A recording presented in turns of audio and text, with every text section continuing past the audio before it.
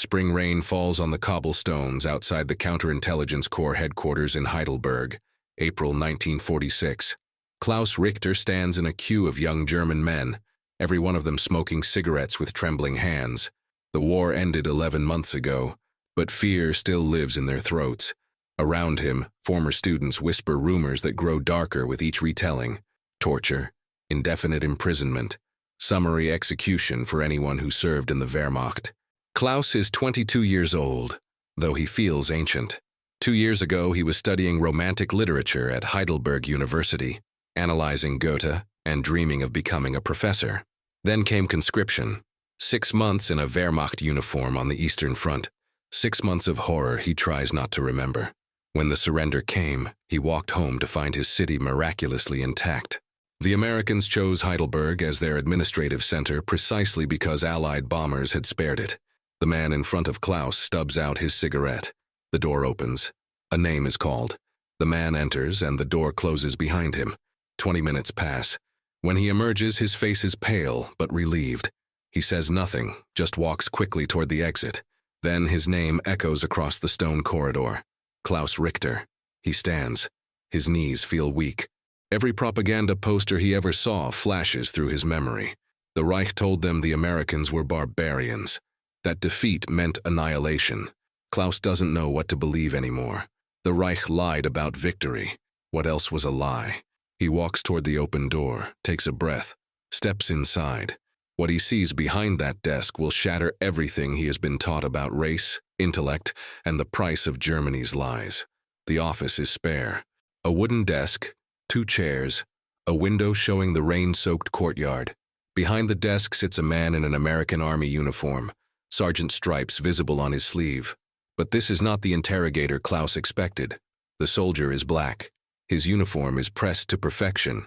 On the desk before him lie file folders, a German-English dictionary, and a worn book Klaus recognizes as Thomas Mann's Der Zauberberg. Before Klaus can process this, the soldier looks up and speaks. Guten Morgen. Setzen Sie sich bitte. Ihr Deutsch ist bestimmt besser als meins, aber versuchen wir es trotzdem. The accent is perfect. Not the stumbling German of most American soldiers, but Hochdeutsch, the formal German of universities and literature, spoken with the precise diction of an educated native speaker. Klaus stands frozen in the doorway. The soldier gestures to the empty chair with a slight smile. Please, I promise this will be painless. I just need to ask some questions for your university clearance. Klaus sits because his legs can no longer hold him. His mind races through impossible calculations. A black American soldier, speaking flawless German, reading Thomas Mann. Every category the Nazi state taught him has just collapsed into incoherence. The soldier extends his hand across the desk. Sergeant James Washington, Counterintelligence Corps. You're Klaus Richter, former literature student, correct? Klaus shakes the offered hand automatically. Yeah, yes. Your German is... Washington's smile widens slightly. I studied at Howard University. My professor was from München. You have a Swabian accent. Heidelberg born? Yes. Klaus feels like the room is tilting. Washington opens the file folder. You were conscripted in late 1944. Served 6 months on the Eastern Front. No party membership.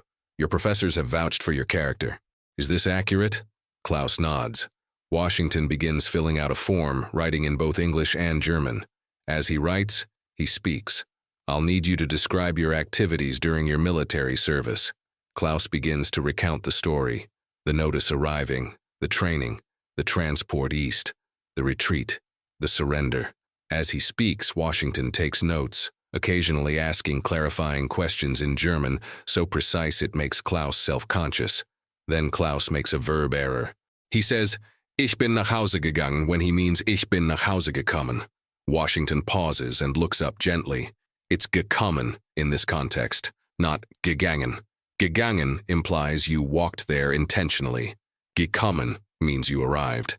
The distinction matters for your statement. Klaus stares at him. A black American soldier has just corrected his German grammar. Corrected it accurately. Corrected it with the pedagogical care of a teacher. You studied literature, Washington continues. What was your focus? German Romantic poetry. Goethe, Hölderlin, Novalis. Washington's eyes light up. He reaches for the Thomas Mann book. Have you read this? Der Zauberberg? Yes, in my second year. What did you think of Mann's treatment of time and illness as metaphors for European decay? Klaus blinks. This is not an interrogation anymore. This is a seminar discussion. He finds himself answering honestly, analyzing themes and symbols. Washington listens, nods, occasionally challenges a point. They debate for 5 minutes about whether Hans Castorp represents German passivity or universal human weakness. Then Washington pulls out a thermos. He pours coffee into 2 tin cups and slides one across to Klaus. American ration coffee. It's terrible, but it's hot. Klaus accepts the cup with shaking hands. No interrogator offers coffee to a prisoner. Washington seems to read his thoughts. You're wondering how I learned German? Yes. My father was a janitor at Howard University, a historically black college. He cleaned classrooms at night, and sometimes he brought me with him. One evening, a professor found me reading a German primer. He offered to teach me. So every Tuesday and Thursday night for 4 years, while my father cleaned, Professor Albrecht taught me German. When I was 18, I got into Howard. I majored in Germanic languages. After graduation, I taught high school German in Baltimore. Then the war came. Klaus doesn't know what to say. Every assumption he has ever held about race lies shattered. Washington leans back in his chair. The Nazis told you we were subhuman, didn't they? That black people were inferior, incapable of civilization. Klaus nods miserably. They told you wrong. Washington's voice is gentle. They lied about a lot of things. That's why you're here. We need to figure out who can teach Germany's children now. We need teachers who won't lie anymore. Klaus's voice is rough. Why are you being kind to me? We committed unspeakable crimes. You would have every right to hate us. Washington is quiet for a long moment. I grew up in a country where I couldn't drink from the same water fountain as white people, where I had to sit in the back of the bus, where I could be lynched for looking at a white woman the wrong way. I became a teacher, but I could only teach in colored schools with hand-me-down textbooks. He looks directly at Klaus. I fought to defeat fascism in Europe. Do you know what's waiting for me when I go home? The same segregation, the same discrimination. I can't vote in most states. I can't eat in the same restaurants as white people. Klaus feels sick. So when you ask why I'm being kind, here's my answer. Hatred has to stop somewhere. Germany has to learn that defining people by categories instead of character leads to horror. America has to learn the same lesson. Maybe one German student who learns that a black man can speak perfect German and discuss Goethe will teach his own students differently someday. Washington stamps the form and signs it. You're approved to return to the university. You can register for the summer semester. Klaus takes the approved document with numb fingers. Thank you. One more thing. Washington pulls out sheet music. You mentioned you play piano. Do you know Duke Ellington? Klaus shakes his head. He's an American composer. Jazz. The Nazis banned it as degenerate music. Washington slides the sheet music across. Take this. Learn it. Come find me at the university library next week and play it for me. I'll teach you about the music your Führer didn't want you to hear. Klaus leaves the office in a daze. He walks through Heidelberg holding his clearance papers in one hand and Duke Ellington's Mood Indigo in the other, feeling like he's waking from a nightmare into a world whose rules he no longer understands. To understand how extraordinary this encounter was, we need context. When Germany surrendered on May 8, 1945, the Allied powers faced an unprecedented challenge. How do you rebuild a nation that had embraced industrial genocide? The Americans chose a policy called denazification. Unlike the punitive approach after World War I, the United States adopted a doctrine of re-education rather than revenge. The goal was to transform Germany into a democracy by confronting its population with the truth about Nazi crimes. Heidelberg became a center of this effort because it had escaped Allied bombing. The U.S. Army chose it as headquarters for the Southern Occupation Zone. Among the thousands of American soldiers were black GIs, assigned to segregated support units despite their qualifications. Approximately 100,000 black soldiers served in Europe during and after the war. The vast majority were relegated to service roles because military policy assumed they were unsuitable for combat or leadership. But segregation created an unexpected consequence. Among those black soldiers were college graduates, teachers, engineers, and linguists. Men like James Washington, who had degrees from Howard University, Tuskegee Institute, and Fisk. Some black GIs spoke German because they had studied it in college. Others had learned it from immigrant parents. When the Army desperately needed translators for occupation work, practical necessity sometimes overrode racial ideology. Not always, but enough to create encounters like the one between Klaus and Washington. For most Germans, these soldiers were the first black people they had ever seen in person. Nazi propaganda had depicted them as primitive subhumans. The reality of educated, disciplined, multilingual black soldiers shattered those lies on contact. For the black soldiers themselves, Germany presented a strange paradox. Here was the nation that had committed the Holocaust, yet in occupied Germany, black GIs often experienced more respect than in their own hometowns. German civilians saw the uniform and the authority it represented.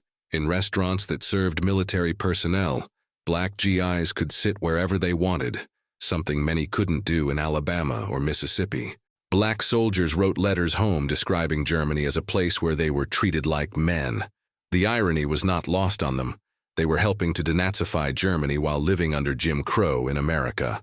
When Klaus returned to Heidelberg University for the summer semester of 1946, he found a campus trying to resurrect itself. The university, founded in 1386, had been a center of European intellectual life. Under the Nazis, it had become a factory for Reich ideology. Now the Americans were deciding which professors could be trusted to teach again. After his first literature seminar, Klaus walked to the library carrying the Duke Ellington sheet music. He had spent the week teaching himself the piece, struggling with the jazz rhythms unlike anything in his classical training. He found Washington at a table surrounded by German philosophy texts, taking notes in a leather journal. Washington looked up and smiled. "Herr Richter, did you learn the Ellington?" "I tried. I'm not sure I understood it correctly. That's because it's jazz." Washington closed his book, revealing the spine. "Nietzsche's Jenseits von Gut und Böse. Come, there's a piano in the music building." They walked across campus together, drawing stairs. In the music building, Klaus played Mood Indigo haltingly, stumbling over the syncopation. Washington listened, then sat beside him on the bench.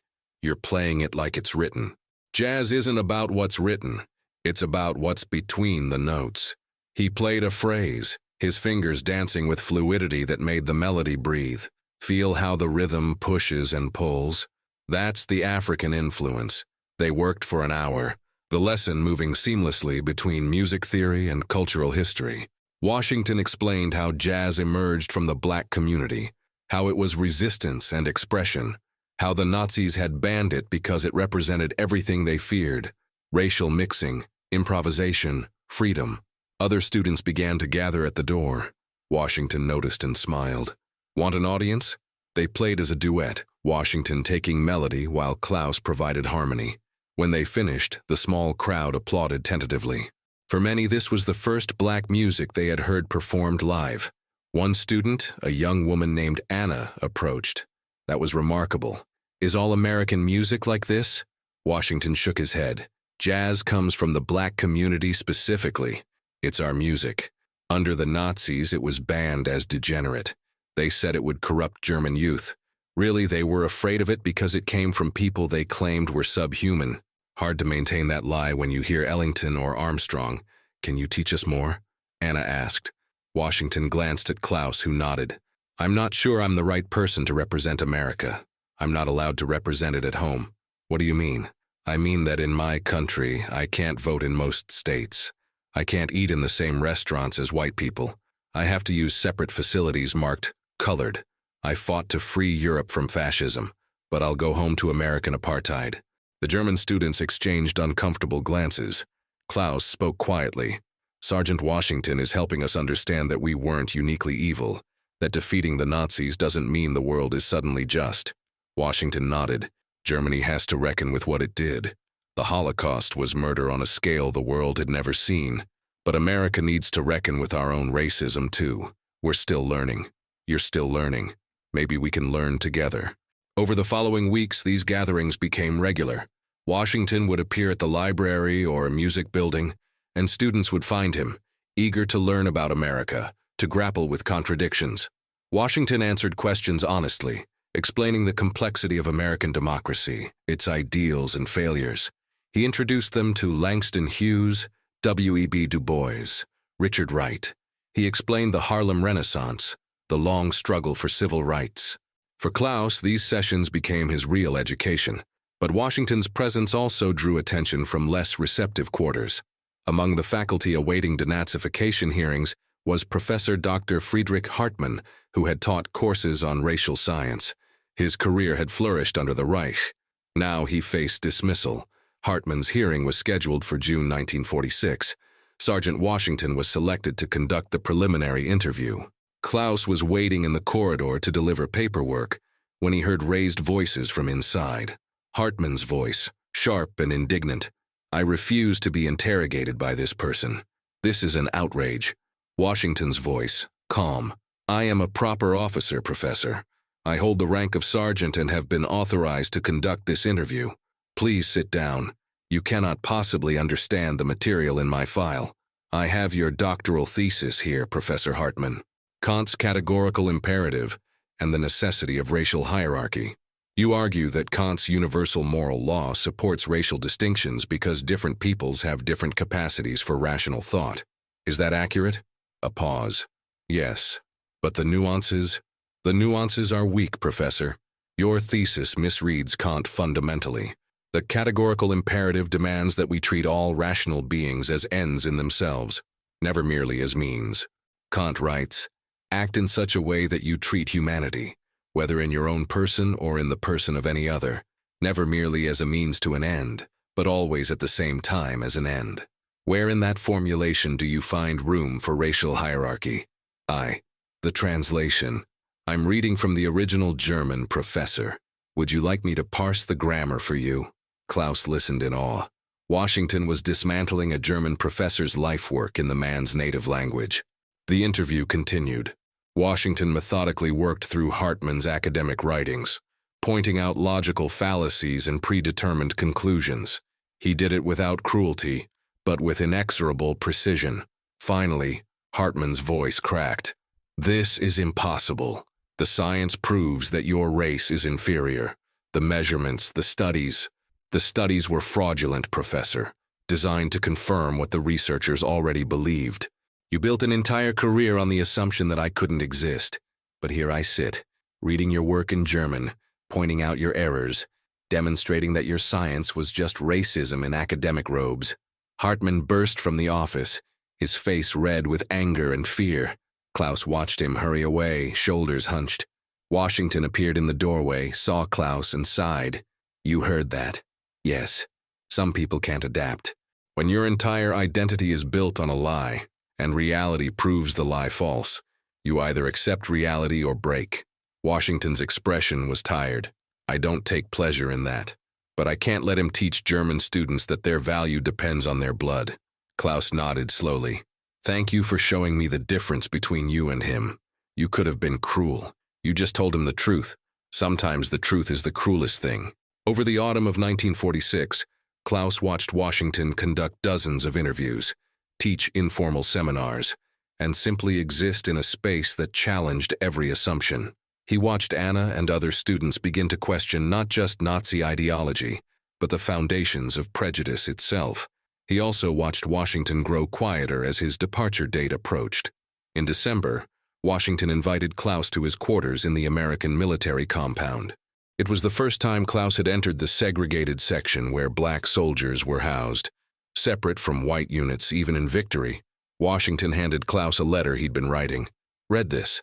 Tell me if I'm being fair." It was addressed to his wife Elizabeth in Baltimore. He wrote about the strange liberation of occupied Germany, about teaching democracy to people who had committed genocide while being denied democracy himself. He wrote about the guilt of feeling freer in the land of his enemies than in his homeland. "Can you unlearn freedom?" Washington had written.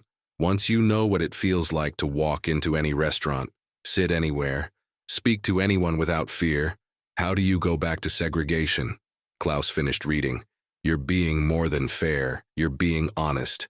Elizabeth says I'm becoming radical, that I'll get myself hurt talking like this back home. Will you stop? Washington smiled sadly. No, I can't. Not after this year. Not after seeing young Germans learn to question what they were taught. If they can change, America can change. On a cold January morning in 1947, Klaus stood on the platform at Heidelberg's train station watching American soldiers board transport trains. Washington's battalion was among those departing. They had said their goodbyes the night before in the library. Washington had given Klaus his worn copy of The Souls of Black Folk by W.E.B. Du Bois inscribed, "For my teacher, you taught me that change is possible." Klaus had given Washington a first edition Faust, inscribed, "For my teacher, you taught me what my professors couldn't." Now, on the platform, they shook hands one final time. "Teach them what we talked about," Washington said. "Teach them that judging people by categories instead of character leads to horror. Teach them that every human being deserves dignity." "I will." "What will you do?" "Go home. Teach. Fight." Washington smiled slightly. "I'll write when I can." The train whistle blew. Washington boarded, and Klaus stood on the platform until the train disappeared. He never saw Sergeant James Washington again, but he never forgot what Washington taught him. Klaus Richter completed his degree in 1948 and began teaching at a gymnasium in Heidelberg. He taught literature and English, but his real curriculum was more fundamental. He taught his students to question authority, to recognize propaganda, to understand how the Nazi state had twisted education into indoctrination. He kept Du Bois's book on his desk, visible to every student. When they asked about it, he told them the story of a black American sergeant who spoke perfect German and taught him more about humanity in 9 months than 12 years of Reich education had. Through the 1950s and 1960s, Klaus watched Germany reckon with its past through trials and education reform. The process was imperfect. Many former Nazis integrated back into society, but the younger generation genuinely rejected the ideology their parents had embraced. He also watched America's civil rights movement from across the Atlantic. He saw images of black Americans marching for voting rights, sitting at lunch counters, demanding equality. He recognized in their faces the same determination he'd seen in Washington's. In 1963, he watched Martin Luther King Jr. speak about his dream of equality and wondered if James Washington was somewhere in that crowd.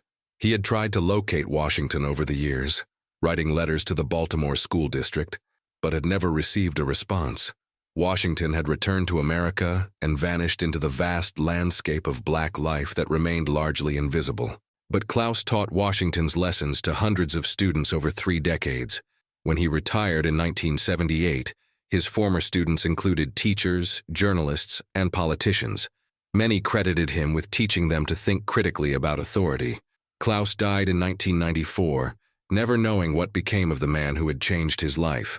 But his legacy lived in the students he'd taught, in the conversations he'd started, in the small but persistent ways he'd pushed back against hate.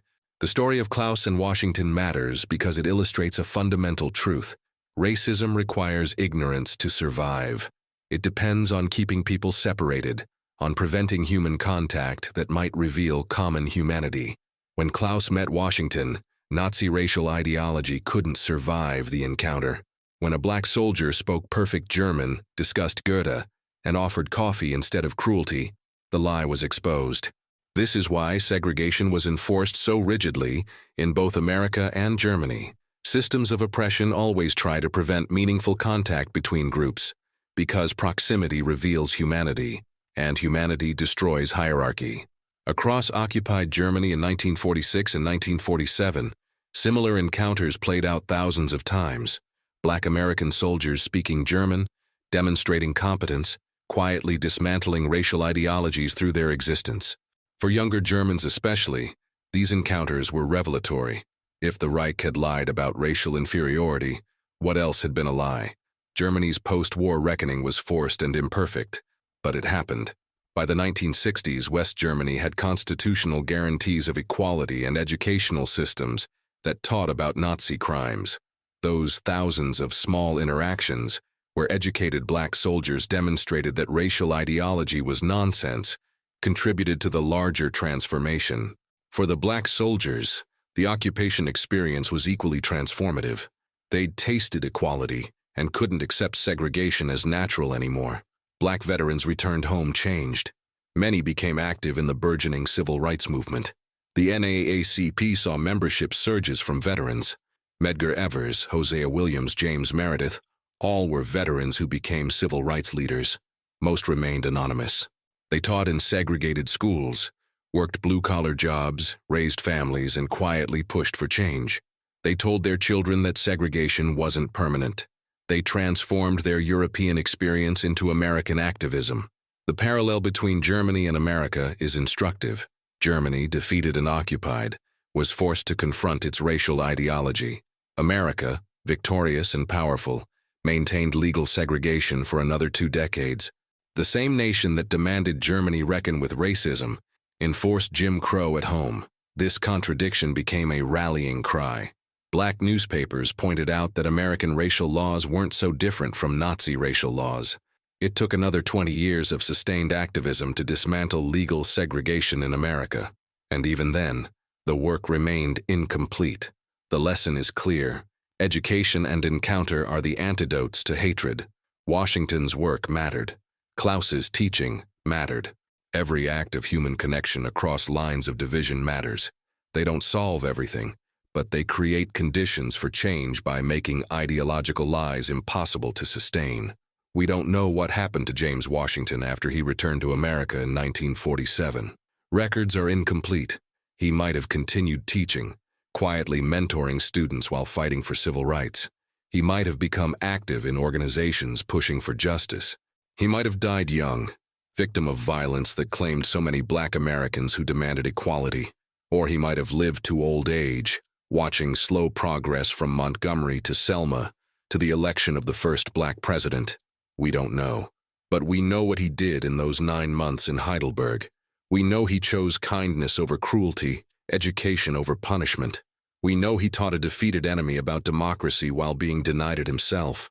We know he demonstrated through his existence and excellence that racial ideology was a lie. And we know that for at least one young German student, that was enough to change everything. In the spring of 1946, Klaus Richter feared torture behind a desk.